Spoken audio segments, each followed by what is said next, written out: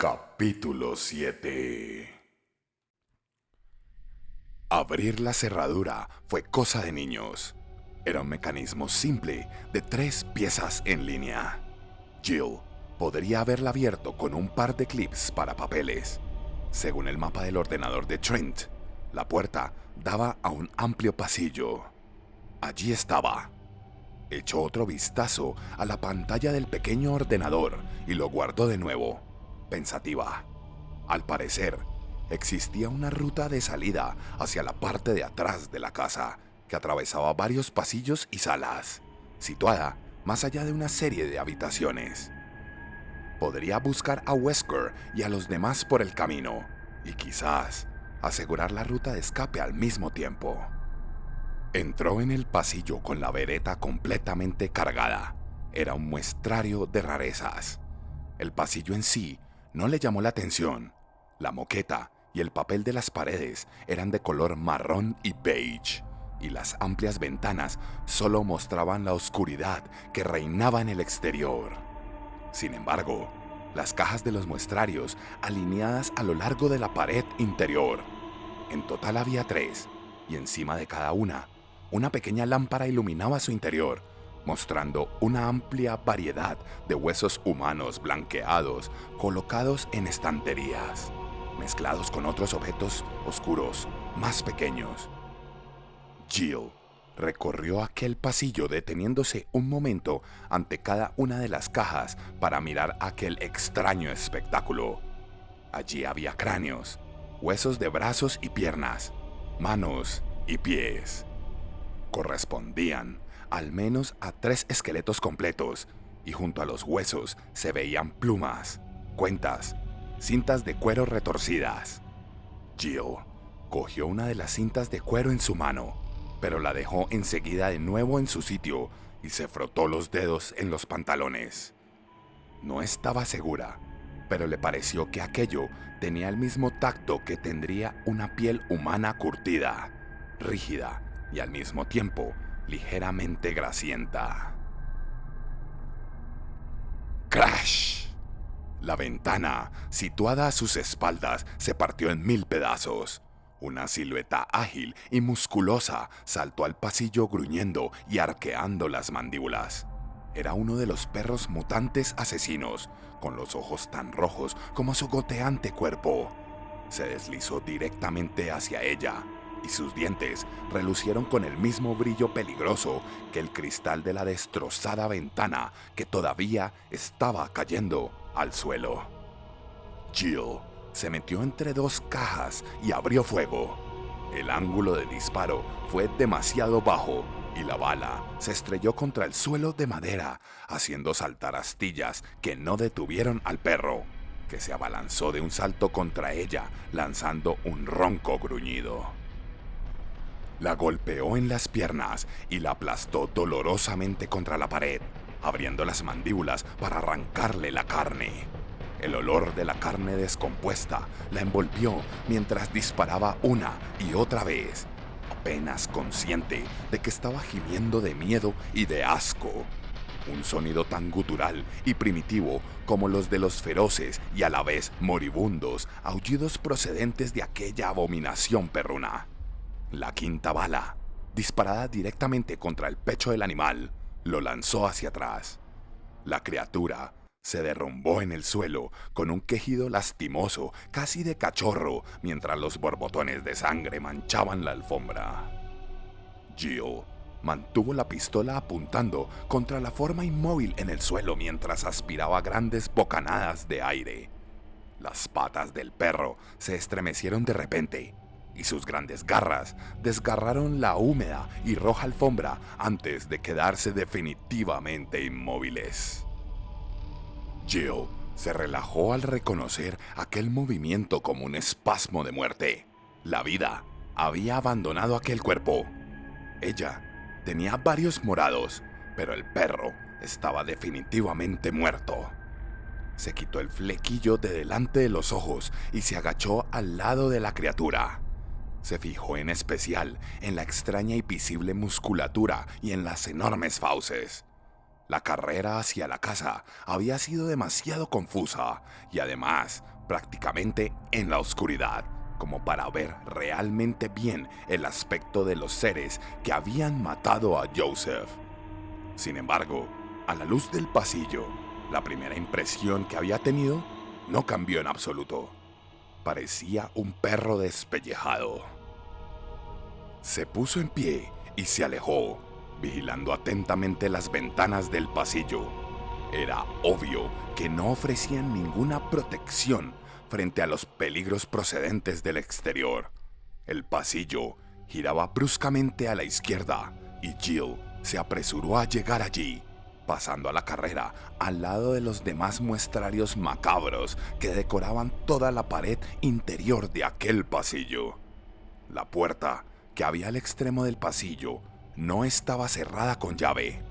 Daba entrada a otro pasillo, menos iluminado que el anterior, pero también menos tétrico. El neutro papel de pared de color verde grisáceo solo estaba cubierto por pinturas de escenas campestres y paisajes rurales. No había nada asqueroso o siniestro en aquel lugar. La primera puerta a la derecha sí estaba cerrada con llave. En la placa de la cerradura vio que había grabada una armadura. Jill recordó algo acerca que había leído en el ordenador de bolsillo, algo relativo a unas llaves de caballero, pero pensó que era mejor dejarlo a un lado por el momento. Según el mapa de Trent, al otro lado había una habitación que no llevaba a ningún lado. Además, si Wesker había pasado por allí, se supone que no iba a dejar puertas cerradas con llave a su espalda. Bien, también supusiste que Chris no desaparecería. No supongas nada en absoluto en un lugar como este. La siguiente puerta que intentó abrir daba a un pequeño cuarto de baño con una decoración antigua, con detalles como un ventilador de techo y una bañera con 4 patas. No se veían señales de que alguien lo hubiera utilizado recientemente. Se quedó allí, en pie por un momento, en la pequeña habitación de olor rancio, y sintiendo los efectos posteriores de la descarga de adrenalina del pasillo. Mientras crecía, había aprendido a disfrutar de la sensación de peligro, de la emoción de entrar y de salir de sitios desconocidos, solo con la ayuda de un puñado de utensilios y su propio ingenio para mantenerse a salvo. Aquella sensación se había ido desvaneciendo desde que había ingresado en los Stars, perdida en la rutina diaria de reuniones de información y entrenamiento con armas. Ahora había regresado, inesperada pero bienvenida. No podía engañarse a sí misma sobre la pura alegría que a menudo sentía después de enfrentarse a la muerte y salir ilesa. Se sentía bien, se sentía viva. Bueno, no comencemos la fiesta todavía, le recordó su mente sarcásticamente. ¿O has olvidado que a los Stars se los están comiendo vivos en este agujero infernal? Jill retrocedió hasta el silencioso pasillo y dobló otra esquina, preguntándose si Barry habría encontrado a Chris y si uno de los dos se habría encontrado con alguno de los Bravo. Sentía que disponía de una ventaja al tener aquel mapa y decidió que en cuanto tuviera asegurada la ruta de escape, volvería a la sala principal y esperaría a Barry. Entre los dos, podrían efectuar una búsqueda más minuciosa y rápida en el mapa de Trent. El pasillo acababa en 2 puertas situadas, una enfrente de la otra. La que ella buscaba era la que estaba a su derecha.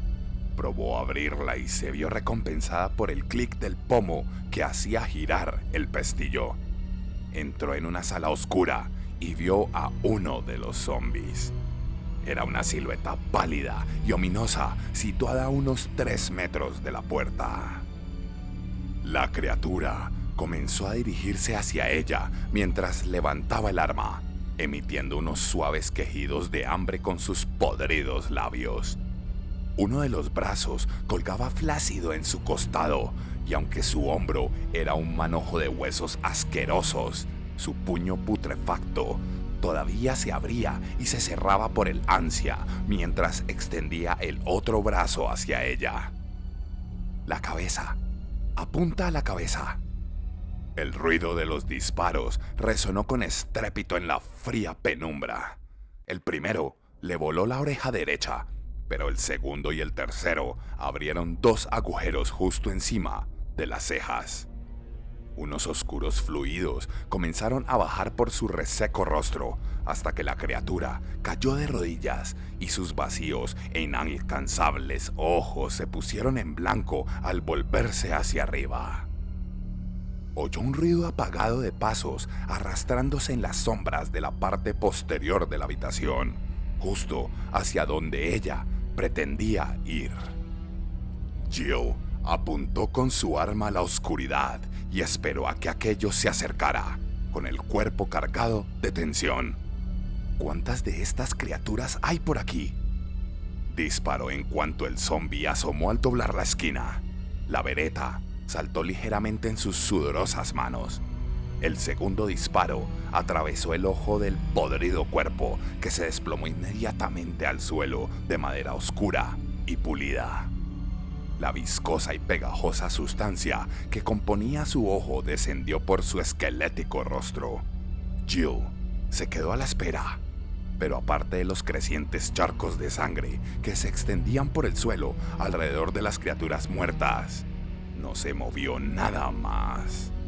Respiró por la boca para evitar lo peor de aquel hedor y se apresuró a llegar al otro lado de la estancia para luego doblar a la derecha y entrar en un estrecho y corto pasillo que daba a una oxidada puerta de metal. La abrió y un soplo de aire fresco la inundó, un olor tibio y después del frío hedor parecido al de un depósito de cadáveres. Jill sonrió al percibir el ruido de las cigarras y el zumbido de los grillos en el aire nocturno. Había llegado al final de su pequeña excursión, y aunque todavía no estaba fuera, los sonidos y olores del bosque renovaron su sensación de misión cumplida. Ya tenemos un camino seguro en la parte trasera de este lugar. Podemos dirigirnos hacia el norte y llegar hasta una de las carreteras locales y parar a alguien para que nos lleve hasta las barricadas de la policía. Salió a un sendero cubierto compuesto por piedras verdes de mosaico rodeadas de unas altas paredes de cemento. En el techo del pasillo se abrían unos pequeños agujeros por donde circulaba el leve aroma de los pinos. La hiedra bajaba por las aberturas como un recordatorio del mundo exterior. Recorrió apresuradamente el pasaje en penumbra mientras recordaba que había visto en el mapa que al otro lado, al fondo y a la derecha, había una pequeña habitación, probablemente una cabaña de almacén. Dobló la esquina y se detuvo en seco ante otra puerta de metal de aspecto sólido.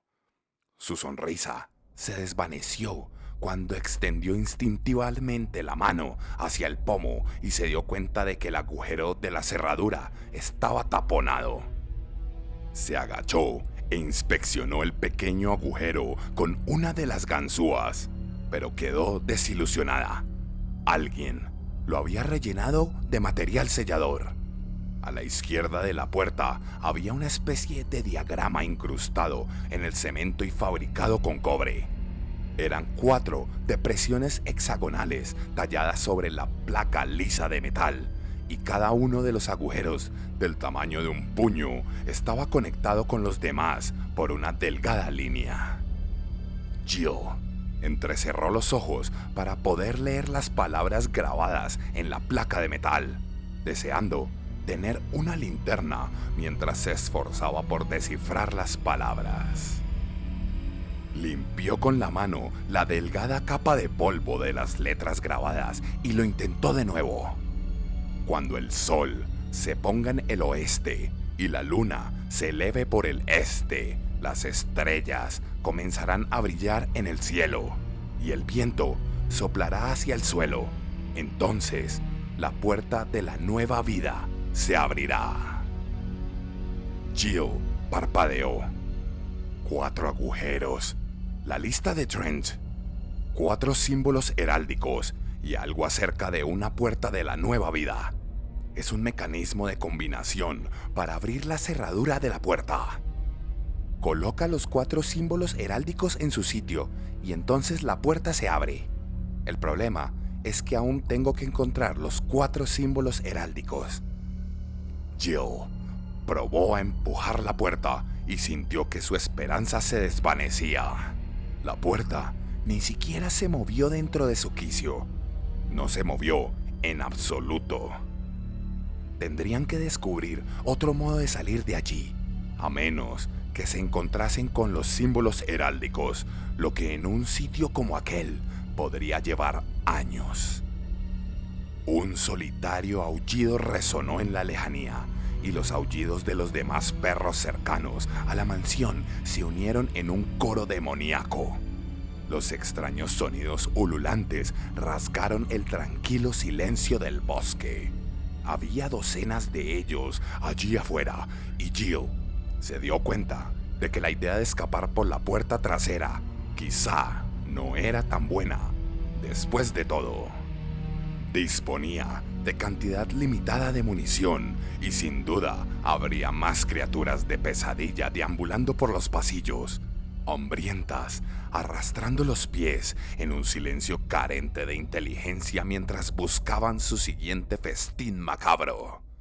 Lanzó un profundo suspiro y comenzó a regresar hacia la casa, temiendo volver a oler aquel hedor a muerte frío y apestoso, incluso antes de entrar e intentando al mismo tiempo prepararse mentalmente para enfrentarse a los peligros que parecían acechar en todos lados y cada uno de los rincones. Los Stars estaban atrapados. Chris sabía que tenía que aprovechar al máximo la poca munición de la que disponía. Así que, en cuanto dejó atrás a Rebecca, cruzó a toda velocidad el oscuro pasillo, sus botas resonando pesadamente en el suelo de madera. Todavía quedaban 3 de ellos, agrupados muy cerca de las escaleras. Los esquivó con facilidad y continuó su carrera hasta cruzar la estancia y doblar una esquina. Se colocó en la típica postura del tirador en cuanto llegó a la puerta que daba acceso a la otra sala. Bien apoyado en las piernas, una mano sosteniendo la otra y el dedo en el gatillo. Los zombies aparecieron uno por uno, doblando la esquina, gruñendo y tambaleándose torpemente. Chris apuntó con cuidado, mantuvo la respiración pausada, se concentró, apretó el gatillo y envió 2 proyectiles a través de la gangrenosa nariz de la primera criatura. Disparó un tercer proyectil justo en el centro de la frente del segundo zombie. Los fluidos cerebrales y el tejido blando salpicaron la pared de madera que había detrás de ellos cuando los proyectiles atravesaron sus cabezas. Acertó sus disparos contra el tercer zombie cuando los otros 2 todavía no habían terminado de caer al suelo. Se oyeron 2 nuevas explosiones apagadas y el entrecejo de la criatura se hundió hacia el interior de su cabeza para luego desplomarse como el saco de huesos que era. Chris bajó su bereta mientras sentía una oleada de orgullo. Era un tirador de primera clase. Incluso tenía un par de premios que lo demostraban, pero siempre era agradable comprobar de lo que era capaz de hacer si disponía del tiempo suficiente para apuntar. Su puntería al disparar mientras desenfundaba no era tan buena. Esa era la especialidad de Barry. Extendió la mano hacia el pomo de la puerta, espoleado por el recuerdo de todo lo que estaba en juego. Supuso que cada uno de los miembros del equipo Alpha sería capaz de cuidar de sí mismo y que tenían las mismas oportunidades de sobrevivir que él. Pero esta era la primera operación de Rebecca y ella ni siquiera tenía un arma. Tenía que sacarla de aquel lugar. Regresó a la estancia de suave luz y papel verde y echó un vistazo en ambas direcciones.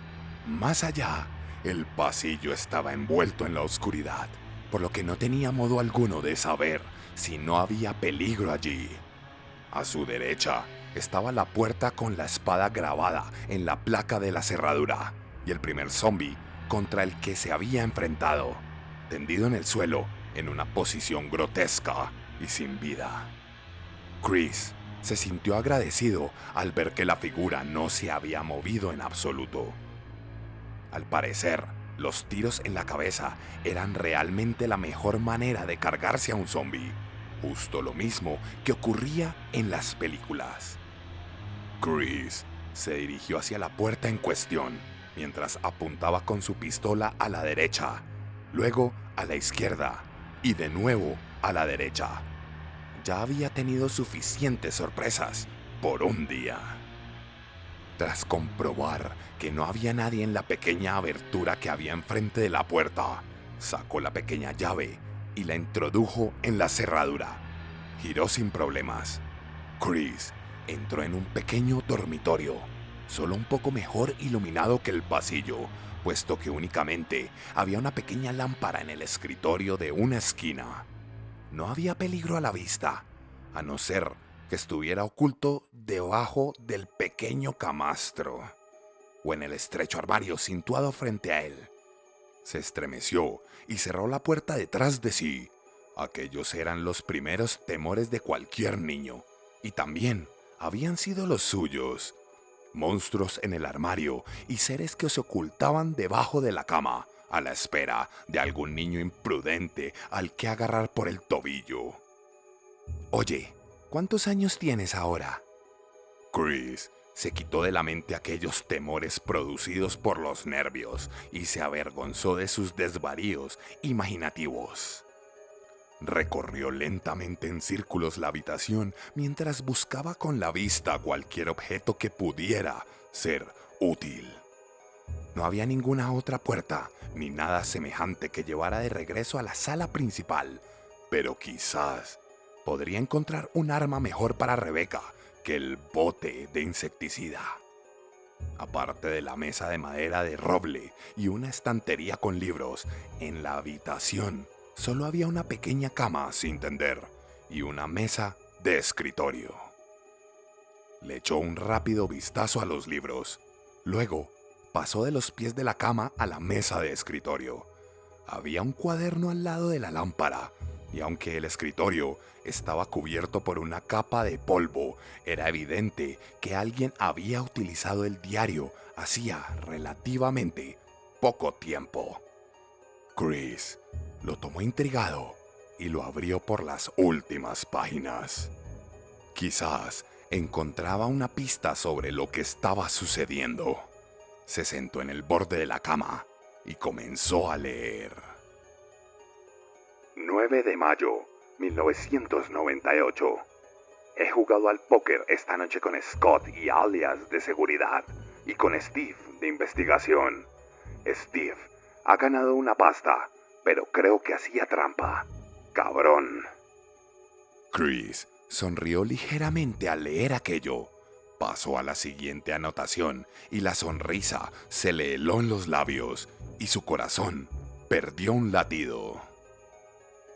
10 de mayo, 1998. Uno de los jefazos me ha encargado que me ocupe de un nuevo experimento. Tiene todo el aspecto de un gorila despellejado. Las instrucciones sobre su alimentación especifican que se le den animales vivos. Cuando le metí en la jaula un cerdo, pareció que la criatura se ponía a jugar con él. Le arrancó las extremidades una por una y lo desparramó antes de ponerse realmente a comer. ¿Experimento? ¿Podría ser que el que escribiera aquello se refiriese a los zombies? Chris continuó leyendo, animado por el descubrimiento. Era obvio que el diario pertenecía a alguien que trabajaba allí, lo que significaba que el encubrimiento de los casos iba más allá de lo que él mismo imaginaba. 11 de mayo, 1998. Scott me despertó alrededor de las 5 de la mañana. Me acojonó vivo. Llevaba puesto uno de esos trajes protectores que parecen un traje espacial. Me entregó otro igual y me ordenó que me lo pusiera.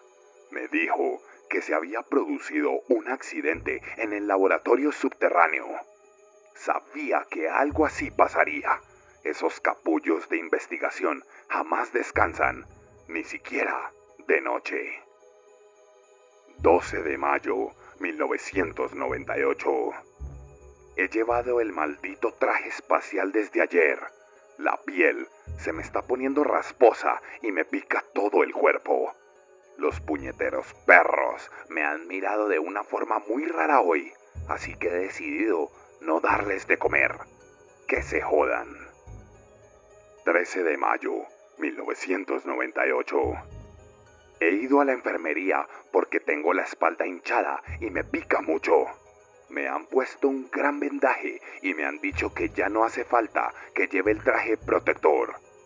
Solo quiero dormir. 14 de mayo, 1998. Encontré otra pústula en el pie esta mañana. Acabé arrastrando el pie todo el camino hasta la jaula de los perros. Habían estado tranquilos todo el día, lo que es bastante raro. Entonces me di cuenta de que algunos de ellos se habían escapado. Si alguien lo descubre, me costará la cabeza. 15 de mayo, 1998. Mi primer día libre después de mucho tiempo y me siento hecho una mierda. Decidí ir a visitar a Nancy de todas maneras, pero los guardias me detuvieron cuando intenté salir de la habitación. Me dijeron que la compañía ha ordenado que nadie abandone el lugar. Ni siquiera puedo llamar por teléfono. Han arrancado todos los cables. ¿Qué clase de situación de mierda es esta? 16 de mayo, 1998. Se rumorea que uno de los investigadores intentó escapar ayer por la noche y fue acribillado a balazos. Siento el calor en todo mi cuerpo, además de picores, y me paso todo el día sudando. Me he rascado un bulto del brazo y se ha desprendido todo un trozo de carne podrida. No he vomitado hasta que me he dado cuenta de que el olor me daba hambre. La escritura comenzaba a ser temblorosa. Chris dio vuelta a la página y apenas pudo entender las últimas líneas, ya que las palabras estaban colocadas casi al azar por toda la página. 19 de mayo, 1998. No fiebre, pero pica. Hambre, comida de perros. Pica, pica. Scott cara fea, pero maté. Sabroso. Pica, sabroso. Las demás páginas estaban en blanco. Chris se puso en pie y se metió el diario en el chaleco mientras sus pensamientos corrían a toda velocidad. Por fin, algunas piezas del rompecabezas comenzaban a encajar. Investigaciones secretas en una residencia secreta, un accidente en un laboratorio escondido, un virus o algún otro tipo de infección que escapó de todo control y que transformó a la gente que trabajaba allí, convirtiéndolos en muertos vivientes, devoradores de carne. Y algunos de ellos lograron escapar. Los asesinatos y las desapariciones en Raccoon City comenzaron a finales de mayo, coincidiendo con los efectos del accidente. La cronología de los hechos coincidía, pero ¿qué clase de experimentos estaban efectuando exactamente aquellos investigadores? ¿Y cuál era la implicación real de Umbrella en ellos? ¿Cuán implicado estaba Billy? No quería pensar en ello, pero mientras intentaba olvidarse de aquel pensamiento, se le ocurrió otro. ¿Qué pasaría si la zona todavía era contagiosa? Se apresuró a abrir la puerta, repentinamente ansioso por informar a Rebecca de lo que había descubierto. Gracias a su entrenamiento, ella sería capaz de imaginar lo que había quedado suelto por toda la mansión, procedente del laboratorio secreto. Chris tragó saliva con dificultad. Puede que en ese mismo instante, tanto él como los restantes Stars estuviesen infectados. Capítulo 8. Después de que Jill y Barry se hubieran marchado cada uno por su lado, Wesker permaneció agazapado y pensativo detrás de la balustrada de la sala principal. Sabía que la cuestión del tiempo era esencial, pero quería delimitar unas cuantas posibilidades antes de comenzar a actuar. Ya había cometido unos cuantos errores y no quería cometer ninguno más. Los alfas del grupo Raccoon eran bastante inteligentes, por lo que su margen de error era realmente estrecho. Había recibido sus órdenes hacía ya un par de días, pero no había esperado encontrarse en condiciones de llevarlas a cabo tan pronto. El aterrizaje forzoso del helicóptero del equipo Bravo había sido pura casualidad, lo mismo que el repentino ataque de cobardía de Brad Vickers. Aún así, tendría que haber estado más preparado. Verse sorprendido así, con los pantalones bajados, era tan poco profesional. Suspiró y dejó aquellos pensamientos a un lado. Ya habría tiempo más tarde para recriminarse sus errores. No había esperado acabar allí, pero allí estaba, y cabrearse consigo mismo por la falta de prevención no iba a cambiar nada. Además, todavía quedaba mucho por hacer. Conocía los terrenos de la propiedad bastante bien, y el de los laboratorios como la palma de su propia mano, pero solo había estado en el interior de la mansión unas cuantas veces y no había vuelto a pasar por allí desde que había sido oficialmente transferido a Raccoon City. El lugar era un laberinto diseñado por un arquitecto por encargo de un loco. Spencer estaba mal de la chaveta, de eso no había duda, y había ordenado construir la casa con infinidad de pequeños mecanismos con trampa, con un montón de estupideces de espías tan populares en los últimos años 60. Todas esas estupideces de espía van a multiplicar por 2 la dificultad real de la misión. Llaves ocultas, túneles secretos. Es igual que si estuviese atrapado en una película de espionaje, incluidos los científicos locos y el reloj que hace tic-tac con la cuenta atrás. Su plan inicial había consistido en llevar tanto al equipo Alpha como al equipo Bravo al interior de los terrenos de la mansión Spencer para pasar luego a la mansión propiamente dicha y limpiar la zona antes de bajar a los laboratorios inferiores y acabar allí con el asunto. Tenía las llaves maestras y todos los códigos, por supuesto. Los habían enviado junto con las órdenes, y todo ello abriría la inmensa mayoría de puertas de la mansión. El problema consistía en que no existía una llave para la puerta que llevaba al jardín, ya que tenía una cerradura de rompecabezas, y en aquellos momentos era la única vía de entrada a los laboratorios, aparte de caminar un buen rato por el bosque, que es algo que no pienso hacer. Los perros se lanzarían encima de mí antes de que diera 2 pasos, y si los 121 han logrado escapar. Wesker se estremeció al recordar el incidente con uno de los guardias novatos. Se había acercado demasiado a una de sus jaulas, y de eso hacía ya 1 año más o menos.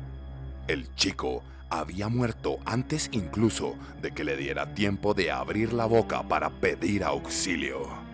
Wesker no tenía la menor intención de salir de nuevo al exterior sin un ejército que le respaldara. El último contacto con la mansión se había producido 6 semanas antes. Había sido una llamada histérica de Michael Dees a uno de los ejecutivos superiores de las oficinas principales de White Umbrella. El médico había aislado la mansión, ocultando las 4 piezas del rompecabezas en un inútil intento de impedir que los portadores del virus entraran en la casa. Para entonces, todos estaban infectados y sufrían una especie de manía paranoica, uno más de los encantadores efectos secundarios del virus. Solo Dios sabía los mecanismos ocultos y las trampas que los investigadores de los laboratorios habían fastidiado mientras perdían lentamente la razón. Dees no había sido una excepción, aunque había logrado mantener la cordura durante más tiempo que sus compañeros. Tenía que ver algo con el metabolismo individual de cada persona. Eso le habían dicho a Wesker. La compañía ya había decidido efectuar una limpieza completa, aunque le habían asegurado al balbuceante científico que la ayuda ya se encontraba en camino. Wesker se había reído con ganas a costa de aquello. Los chicos de la gerencia no iban a arriesgarse de modo alguno a que la infección se propagase. Se habían quedado muy quietecitos durante 2 meses, permitiendo que Raccoon City sufriera las consecuencias, mientras el virus perdía gradualmente su potencia, y después lo habían enviado a él para que solucionara aquel follón, que era bastante considerable en aquel momento. El capitán pasó sus dedos inconscientemente por la suave alfombra mientras intentaba recordar los detalles de la reunión durante la que le habían informado sobre la llamada de Dees. Le gustase o no, tendría que encargarse de todo aquello esa misma noche. Tendría que recoger todas las pruebas y llegar hasta el laboratorio, y eso implicaba encontrar las piezas de la cerradura del rompecabezas. El habla de Dees había sido prácticamente incoherente y contaba cosas sobre cuervos asesinos y arañas gigantes, pero había insistido una y otra vez en que las llaves heráldicas para la cerradura del rompecabezas estaban ocultas donde solo Spencer podría encontrarlas, y aquello sí tenía sentido. Todos los que trabajaban en la casa conocían la atracción de Spencer por los mecanismos secretos. Por desgracia para él, Wesker no se había preocupado por conocer nada sobre la mansión, ya que nunca pensó que necesitara la información. Recordaba algunos de los escondrijos más pintorescos. Le vino a la memoria la estatua del tigre con los ojos de distinto color, lo mismo que la habitación llena de armaduras con el gas y la habitación secreta en la biblioteca. Pero no tengo tiempo de pasar por todos esos sitios. Wesker sonrió de repente y se levantó, sorprendido de no haber pensado antes en ello. Quien decía que tenía que pasar él mismo había dejado a un lado a los Stores para trazar un nuevo plan y buscar las 4 piezas heráldicas. Pero no había ninguna razón por la que él tuviera que hacerlo todo. Chris no era viable, era demasiado lanzado y temerario, y a Jill no la conocía lo suficiente. Sin embargo, Barry Burton era un hombre de familia, y tanto Jill como Chris confiaban en él. Y mientras ellos se dedican a pasearse por la casa, yo puedo poner en marcha el mecanismo de autodestrucción y salir pitando de aquí. Misión cumplida. Wesker, todavía sonriendo, se dirigió a la puerta que llevaba a la balustrada de la sala comedor y se sintió sorprendido al descubrir que estaba deseando comenzar aquella pequeña aventura. Era su oportunidad de poner a prueba sus habilidades frente a los restantes miembros del equipo y frente a los involuntarios sujetos infectados que sin duda todavía estaban rondando por el lugar, por no mencionar el viejo Spencer en persona. Y si lograba salir adelante, sería un hombre muy rico. Puede incluso que aquella misión fuera divertida.